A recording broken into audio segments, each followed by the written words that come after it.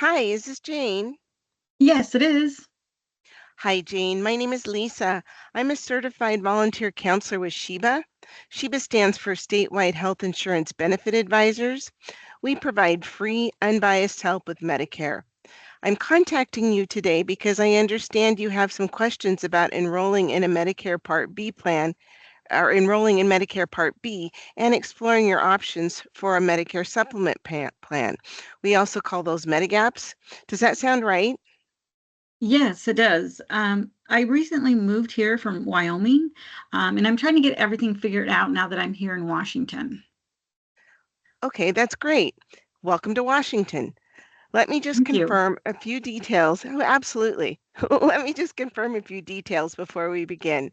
I understand you are 66 years old. You moved here from Wyoming in this past April, and you currently have Medicare Part A, but not B. Is that right?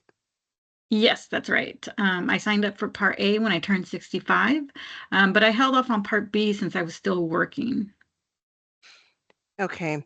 So I'm assuming then that you had employer health insurance through your job in Wyoming before you retired? Yes, that's right. I had coverage through my employer until I officially retired at the end of April.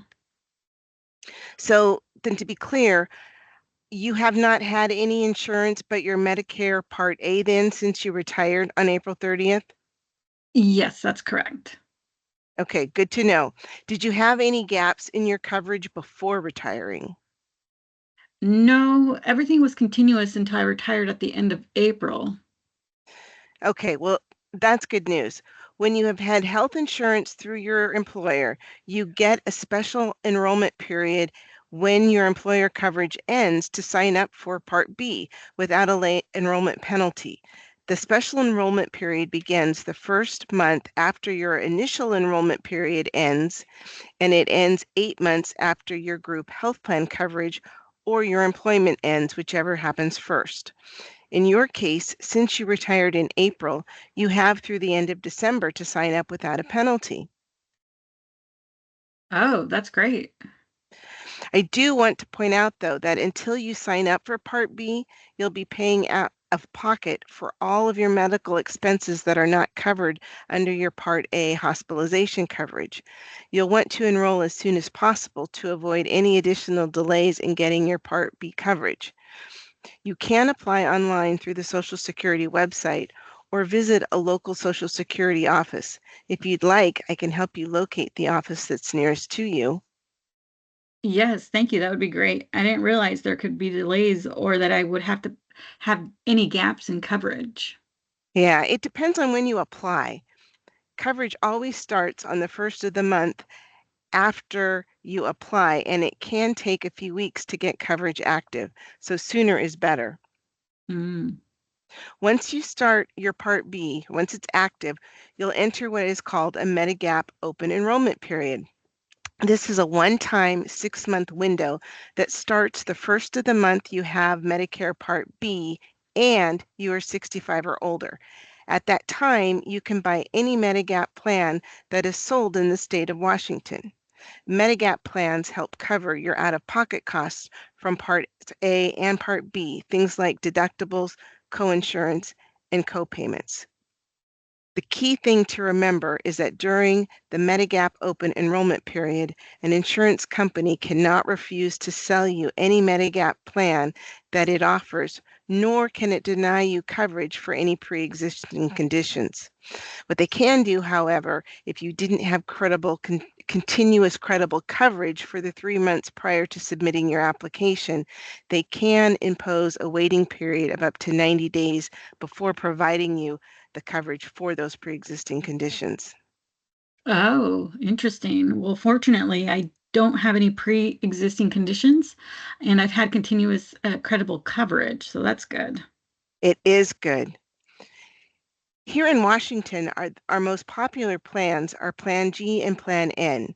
The Plan G is a very comprehensive plan. It covers almost everything but your Part D deductible. It also comes with a high deductible option, so the premium is lower, but of course the deductible is a lot higher.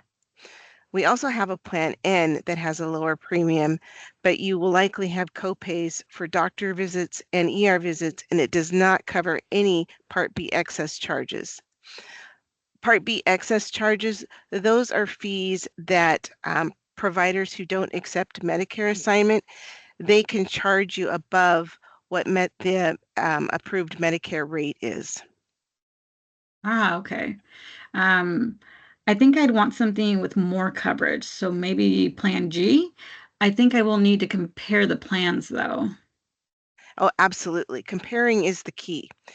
In case you didn't know, all Medigap plans with the same letter, like Plan G, all offer the same basic benefits no matter which company sells them. A Plan G is a Plan G. The monthly premiums, however, can vary significantly depending on the insurer.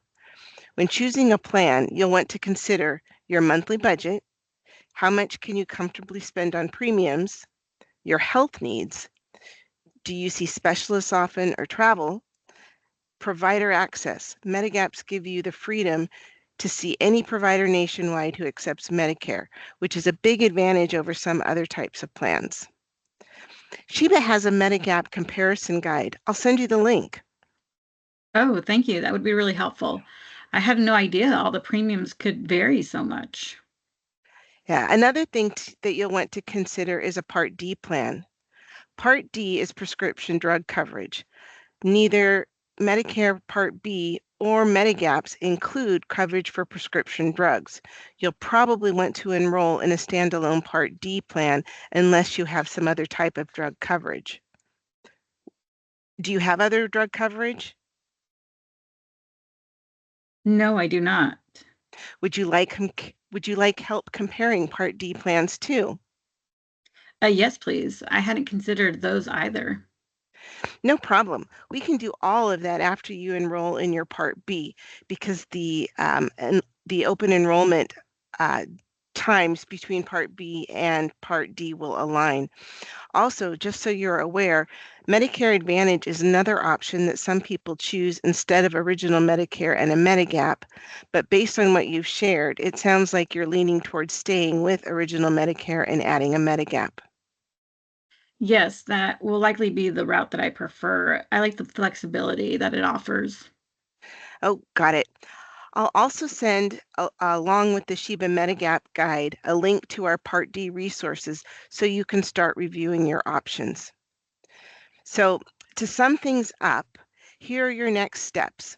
You'll want to apply for the Medicare Part B as soon as you can, either online, through Social Security, or in person.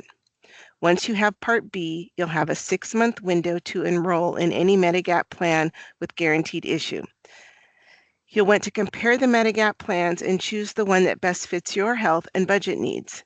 And then you'll need to contact the company that you choose so you can get and submit an application. Then remember, SHIBA is here to help you if you have any questions or want support reviewing and comparing the plans. Wow, this has been super helpful and informative. Thank you. Oh, sure. And Jane, thank you so much for meeting with me today. I really enjoyed helping you, and I hope you're starting to feel more confident about getting your Medicare coverage in place. Good luck getting settled here in Washington, and please don't hesitate to call or email SHIBA if you have any questions down the line. Thank you so much. Again, this was incredibly helpful. I really appreciate it. Oh, you bet. Bye. Bye bye.